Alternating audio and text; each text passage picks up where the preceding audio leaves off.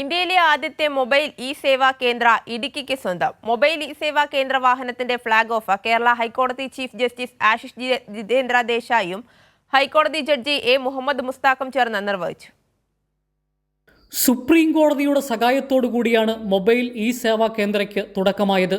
ഇന്ത്യയിലെ ആദ്യത്തെ mobile E സേവാ കേന്ദ്രയാണ് ഇടുക്കിയിൽ യാത്ര ആരംഭിച്ചത്.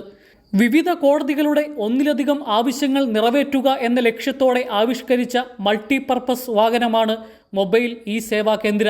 കേവലം ഒരു ബസ് നാളെ മുതൽ ഓടിത്തുടങ്ങുന്നു എന്നുള്ളതല്ല, ഇത് നമ്മുടെ നീതിന്യായ വ്യവസ്ഥയിൽ ഒരു പുതിയ കാൽവയ്പ് തന്നെയാണ്.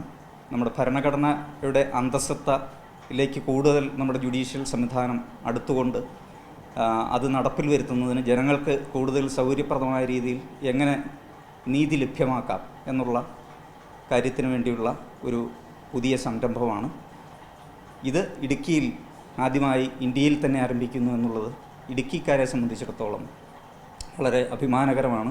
കോടതിയായി മാറുന്ന ഈ വാഹനത്തിന് 2 ക്യാബിനുകളാണുള്ളത്. അതിലൊന്ന് ഈ സേവാ കേന്ദ്രത്തിൽ നിയോഗിക്കപ്പെട്ട മജിസ്ട്രേറ്റിനും ഇതുമായി ബന്ധപ്പെട്ട കോടതി ജീവനക്കാർക്കുമുള്ളതാണ്. രണ്ടാമത്തെ 100 ചതുരശ്ര അടി വിസ്തീർണമുള്ള ക്യാബിനാണ് കോടതി മുറി. പൂർണ്ണമായും ശീതീകരണ സംവിധാനങ്ങളുള്ള ഈ മുറിയിൽ അതിവേഗ ഇൻ്റർനെറ്റ് കണക്ടിവിറ്റി, UPSും ജനറേറ്ററും ഉൾപ്പെടെയുള്ള ആധുനിക സംവിധാനങ്ങളും ഏർപ്പെടുത്തിയിട്ടുണ്ട്. ഈ സേവാ കേന്ദ്രത്തിൽ നിന്നും നിരവധി സേവനങ്ങളാണ് ജനങ്ങൾക്ക് എളുപ്പത്തിൽ ലഭ്യമാക്കുന്നത്.